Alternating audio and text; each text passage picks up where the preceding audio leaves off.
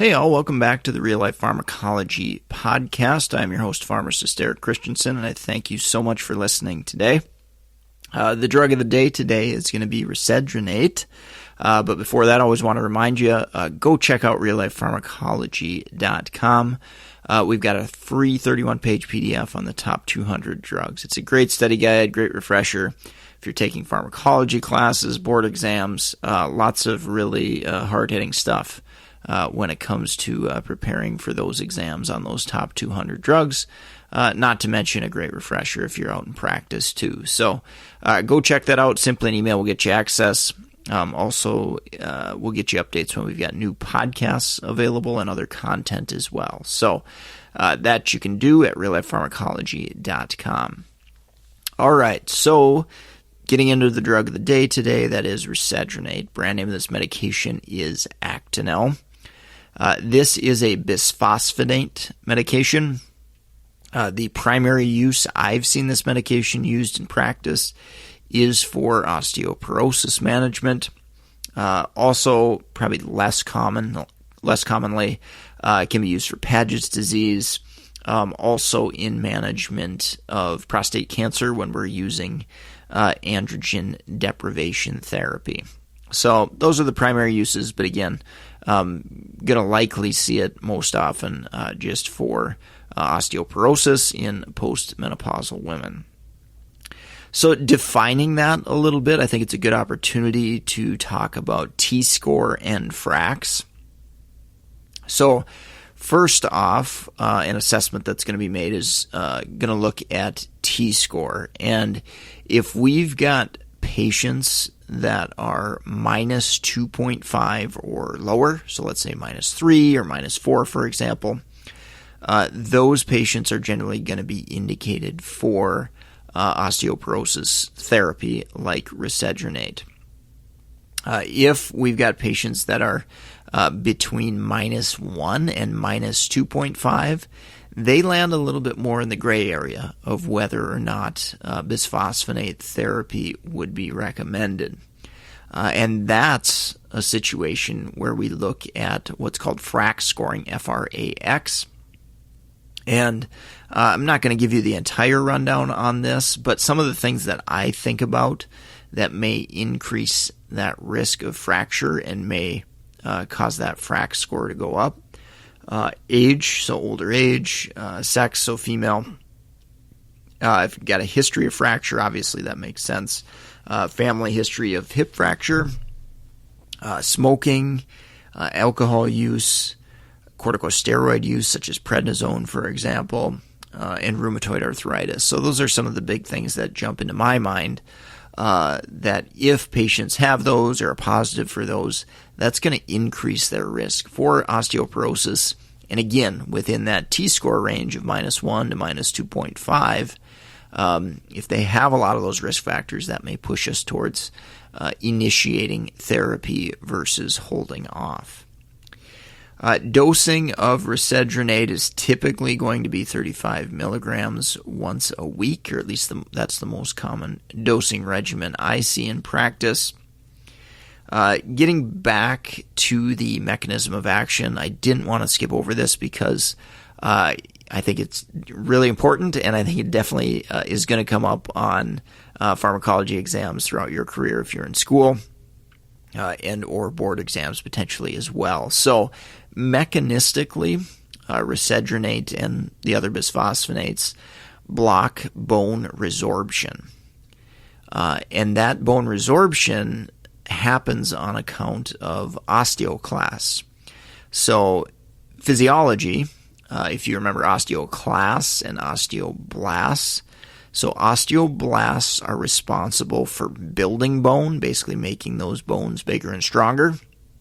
Osteoclasts, with a C, are responsible for bone turnover and breaking down bone.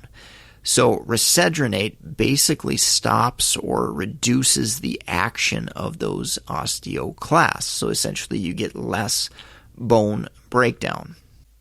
Getting into administration, this is really, really critical for the oral administration of Risedronate.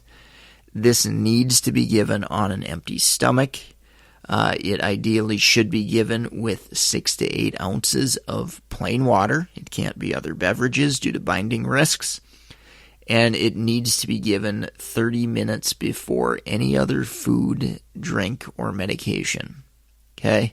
So super, super important patient education points if you're working with a patient who's taking an oral bisphosphonate like Risedronate.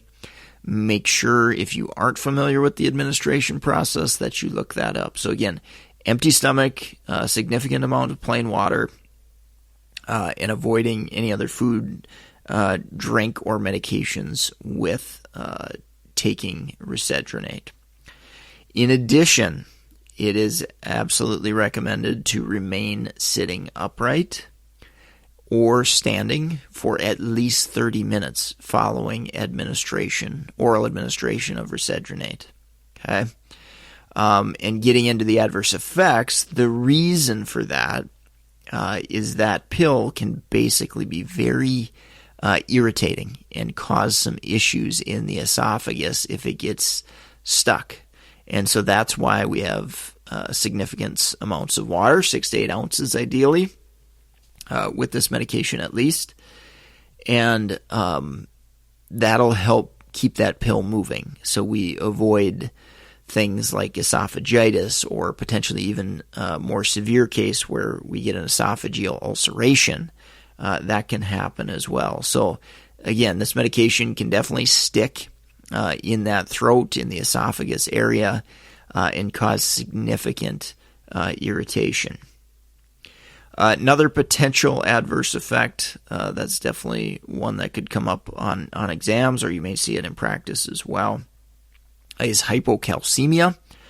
So where the body can alter its calcium levels is basically by pulling calcium from the bones. And Risedronate actually blocks that process of kind of that leaching of calcium from the bones, or that bone breakdown. But in doing so, if the body can't compensate, there is the potential that low calcium levels could result. So that is definitely going to be a monitoring parameter, obviously, as we're on this medication. I can't say I've seen a ton of cases of this where it's been really, really severe or anything, but it's definitely something to be aware of, and definitely part of the adverse effect profile. And then we've got osteonecrosis of the jaw. Atypical femur fractures have been reported as well. Sticking on osteonecrosis of the jaw. Again, both these adverse effects extremely, extremely rare. With the osteonecrosis, there are risk factors that can increase the risk for this essentially breaking down of the jawbone. So oral surgery, alcohol use, corticosteroid use, cancer radiation therapy, larger doses, longer duration. These are all risk factors that can potentially increase the risk of this rare adverse effect. So I think it's important to be aware of that. If you know somebody, this is something I've done in practice when I've come across it a couple times. I knew somebody had reported oral surgery coming up, and they're taking a bisphosphonate like Risedronate. Making sure that oral surgeon or dentist or whoever is doing that procedure, making sure they're aware that the patient is on a bisphosphonate, I think is really, really important, and really a nice service to them to ensure that they're getting the whole story and to help them prepare for that potential risk, and obviously help them manage it if they want to do something different in management, or latest evidence says, stopping it for a while can be helpful, for example. We want them to have that opportunity. And so that's definitely a great medication reconciliation thing, and great interprofessional collaboration to make sure that everybody's on the same page with that. One other adverse effect I wanted to mention, muscle achiness, headaches have been reported with Risedronate, so that's something to look out for as well there. Monitoring parameters, I wanted to mention that briefly. I've alluded to it already. So naturally, we're going to look at bone mineral density, T-score, for example, some of those things. Calcium, so it can cause hypocalcemia. I mentioned that, so we're going to monitor those calcium levels periodically throughout therapy. Vitamin D, that's another level where obviously that plays an important role in the process of bone formation, so definitely don't want our patients to be deficient in vitamin D. Kinetics, this medication does take weeks to months to really begin work and having an effect. And so probably the most common patient population where we really take a good hard look, even if it's indicated, is potentially like your hospice type patients. If you've got somebody that's going to pass away within a month, 2 months, 3 months, 6 months, by the time risedronate or other bisphosphonates start working and begin reducing the risk of fracture, it's probably not going to be worthwhile in most of those situations to utilize this medication. So that's an important kinetic thing I think that you should be aware of, that the onset of action and the time for this medication to start working is significant. Last but not least, with kinetics, I wanted to mention renal function. So this drug is significantly eliminated through the kidney. So naturally in patients with poor renal function, it's going to be a medication to at a minimum monitor and reassess kind of the risk versus benefits. But we may want to avoid it altogether as well. So 30 mils per minute is generally the cutoff that I think about with these bisphosphonates. So if you've got somebody lower than that, you may want to look towards other options.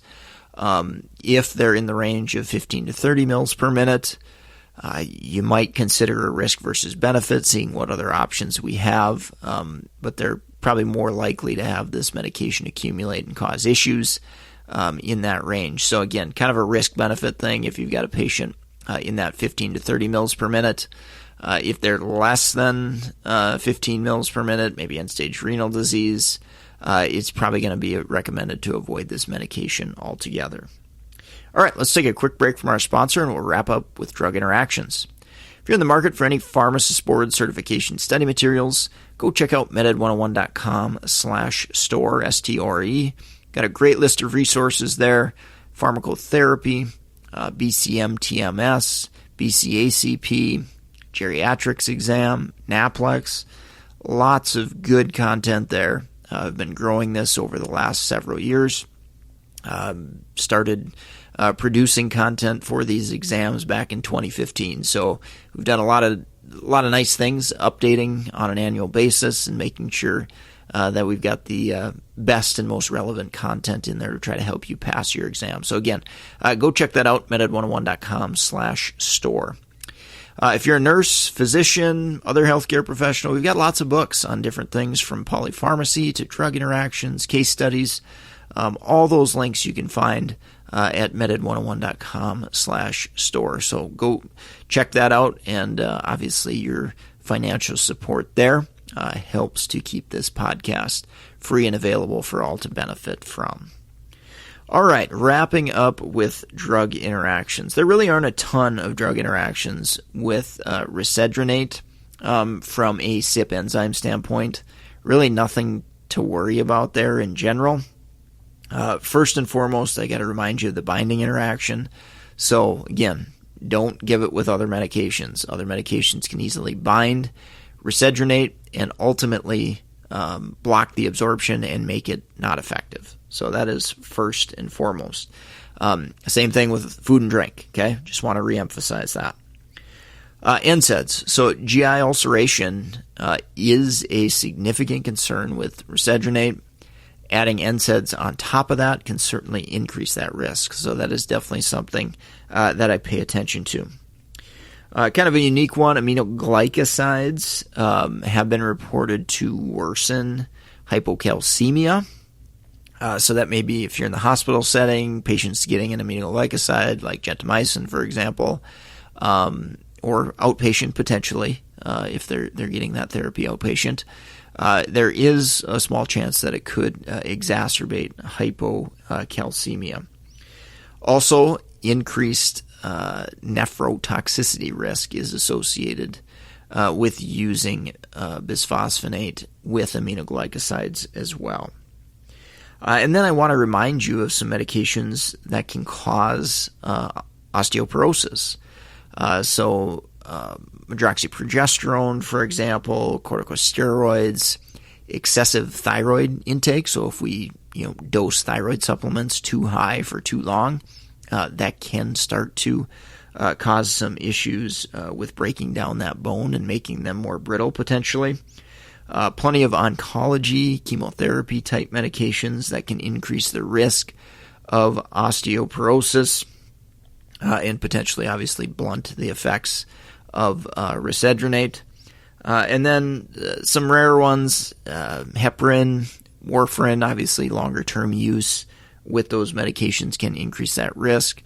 The immunosuppressive cyclosporins, another example there as well. So, but I would say first and foremost, the most common one of the medications that I listed there, corticosteroids. I mean, those are definitely commonly used, and if they're used for longer durations, higher doses, that's going to increase that risk for osteoporosis and potentially kind of counteract what we're trying to do with risedronate.